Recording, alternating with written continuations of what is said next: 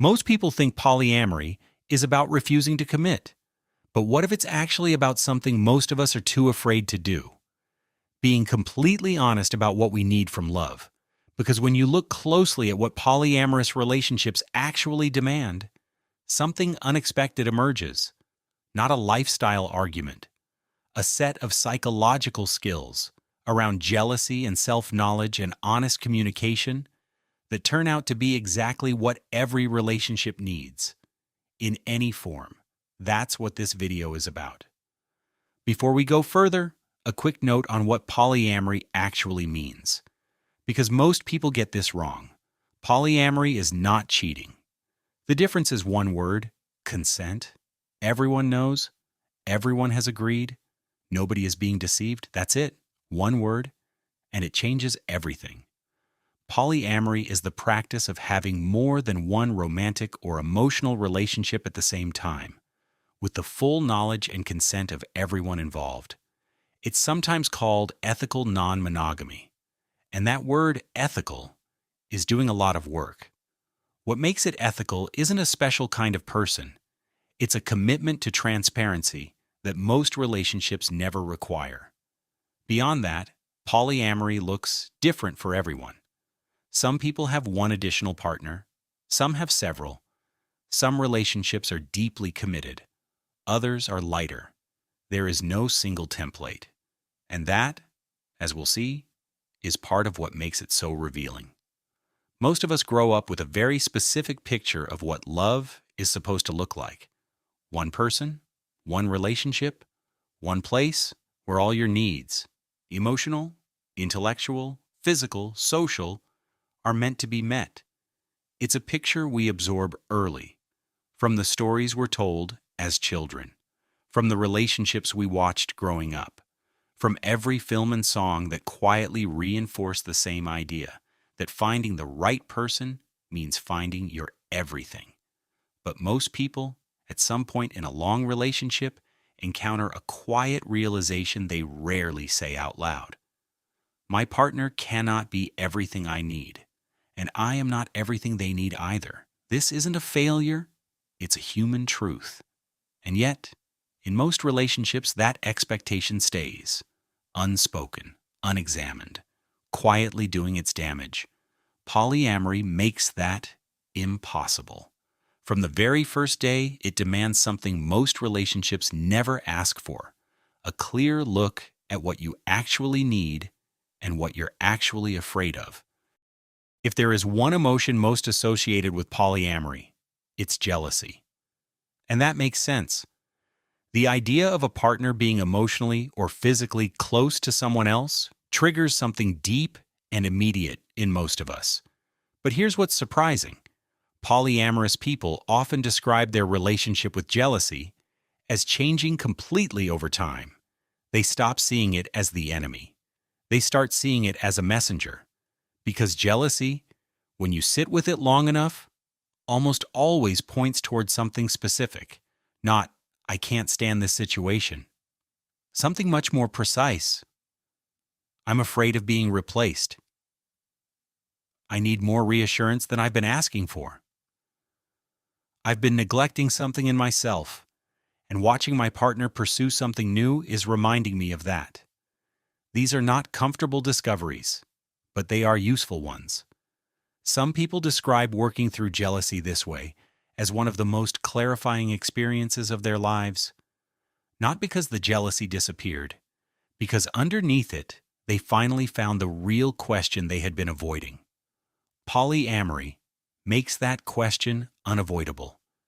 And many people find, in being forced to face it, something they didn't expect: a clearer picture of their own interior world. But seeing jealousy differently is only the beginning. The real question, the one most relationship structures never force you to ask, goes much deeper than jealousy. And that's where things get interesting. Here is something counterintuitive. People who practice polyamory often report knowing themselves better than they ever did in a monogamous relationship. Not because they're more self-aware by nature, but because the structure forces them to look inward in a way most relationships never require. When you have more than one relationship, you can't project everything onto one person. Each connection reveals which needs that person meets, which ones they don't, and which ones you've been too afraid to name at all. The picture of what you actually need, not what you assumed, becomes impossible to avoid. Psychologists have a name for this capacity.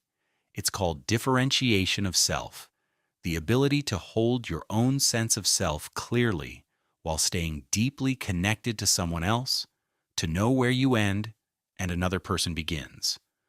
Research consistently identifies it as one of the strongest predictors of long-term relationship health.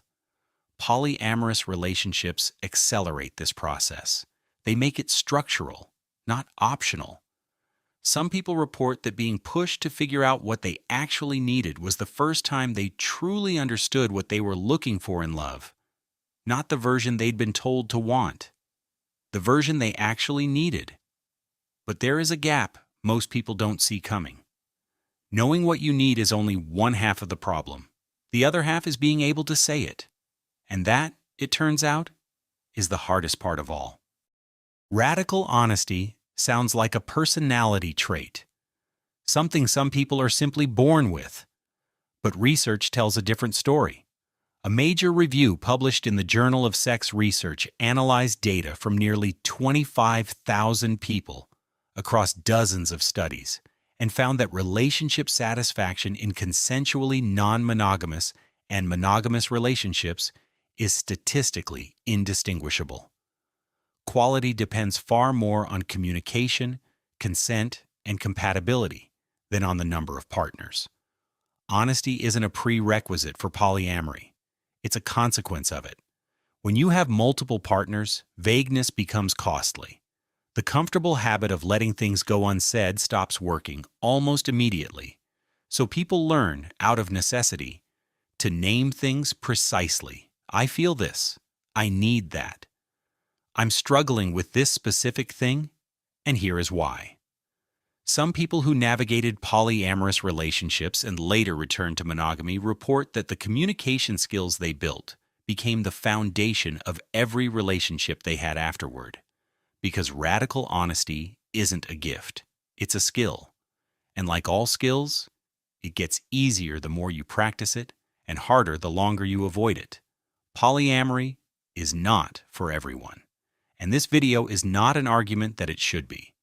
But the questions it forces people to ask, those questions belong to all of us. What do I actually need, and have I ever said it clearly?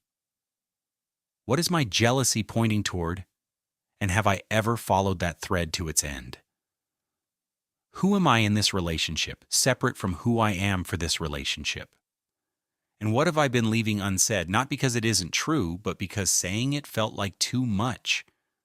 These aren't polyamory questions. They're human questions. The difference is that polyamory makes them unavoidable. Most relationship structures let us carry them, unasked, for a lifetime. And that willingness to look at what you actually need, what you actually fear, and what you haven't yet said, may be the most loving thing you can bring to any relationship, in any form, not as a destination, but as a direction.